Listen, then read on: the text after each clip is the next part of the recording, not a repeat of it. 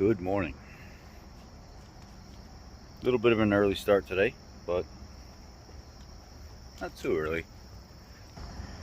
You see all those lines that were coming into the house? The ComEd line, it's buried along the fence right here. AT&T line. I jumped up there and cut off the main supply, and our ComEd line used to come from those double. We had them move it 15 feet over or so, move it above the garage so it's not so low to the ground. And now I'm ready to start trenching from this part of the house to the garage, shut the power off, and trench that, because I'm going to put a new rigid style cable system in with upgraded parts and everything. And next Tuesday the installers will be here for the pool. It's going to go right here in this area, and then I have to trench a line from this corner over here to the garage, and then I'm getting an upgraded panel and everything put in the garage. And then the garage is all getting rewired in the wall instead of exterior. So we got some little projects coming up around the house here soon. Just wanted to talk a little bit about some weird issues that you may run into. Let's get in the car and talk. We had a 2013 Superduty come in, and the guy was complaining about steering wheel shaking after turns and tapping, thumping sound going on from inside the vehicle whenever he would hit bumps and stuff like that, and steering wheel would kind of get real jittery and shaky. So another tech diagnoses the vehicle, and because one of our guys being in the hospital recently, we've been a little short-staffed. This is a true story, happened to our dealership.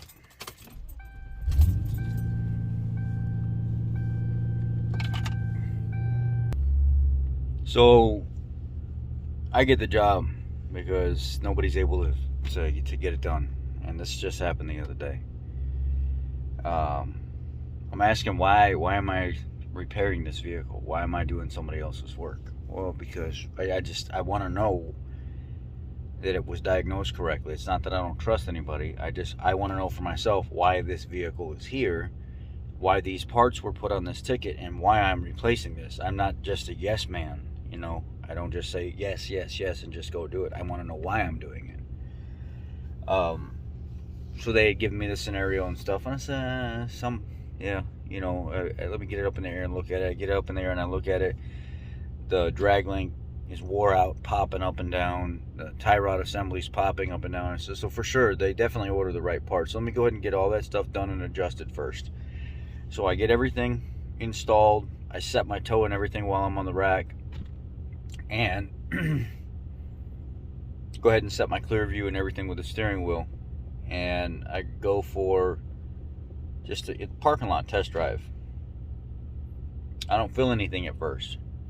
I put the vehicle on the alignment rack. I go ahead and finish the last, just zero in the toe a little bit more, because I realized that it wasn't quite set perfectly. Had a little bit of a pull to it, and the clear view was off just a little bit more, which is the steering wheel position. So I went ahead and set all that, got it dialed in real nice and even. Set the clear view. Truck's driving straight, not pulling or anything anymore, but coming out of a turn real hard, the steering wheel would get to walking like this on its own. It would just start walking, and I was like, what the hell?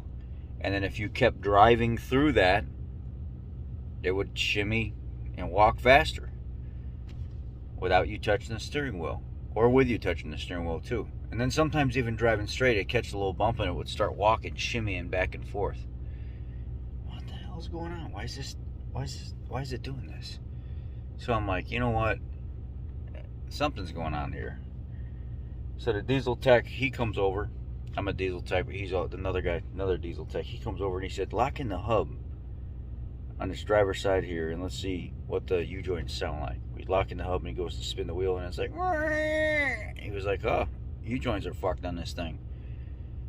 That could be one of the reasons why that's binding like that, is that the U-joint is locked up.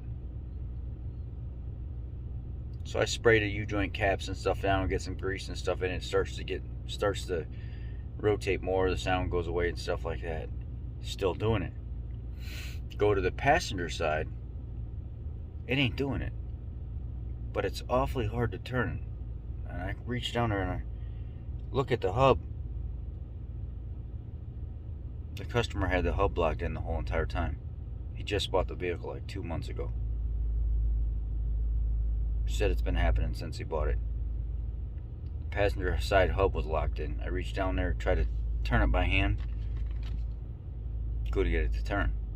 Went and grabbed a pair of pliers. It was just stuck because it had been in that position so much. As soon as I broke it free and got it to turn and unlock, went out and test drove it, the shimmy and the steering wheel was gone. Greased up both U-joints, sprayed the collars and stuff down, wiped them down, get all the junk and stuff off of them. Didn't make any noise at all. One of the hubs was simply locked in. He said it happened. He said it had been like that since he bought it. I don't think that's correct. I think somebody was messing with it at his home, one of his kids or something like that, because I drove that truck when we first had it traded in. I was interested in possibly buying that truck, and it was not doing that. Because it had 100,000 miles on it. It was 6.2 liter, 13 F250. I've been looking for something like that. Get out of my Dodge, finish the Dodge up, get out of the Dodge, and have a truck to actually do some work. Other than a half ton, and that truck would be perfect. I love that engine combination and trans combination in that too. I drove that truck several times before it was put on the lot for sale to customers. The more you know, right? He got his suspension parts and everything covered under his aftermarket warranty. He only had to pay like a $250 deductible. The warranty company paid for everything else. He got an alignment out of it, tie rod assembly, drag length, all the hardware and stuff. And the shimmy in the steering wheel that he was most concerned with was only because of user error. The hub was locked in, causing the steering wheel to shake coming out of a turn. It would have been different if they were both locked in, but they weren't. It was only one, which was causing some deviation between the two sides. And the diesel tech was right. It could have been a U-joint issue as well, because if a U-joint was locked up, it would simulate I guess you could say partially, or it would simulate a hub being locked in as well. It would do the same type of scenario depending on the situation, because it would act like it was trying to lock that in as it was spinning. Anyway, thought I'd share that with you guys. I appreciate y'all. Be blessed. Take care.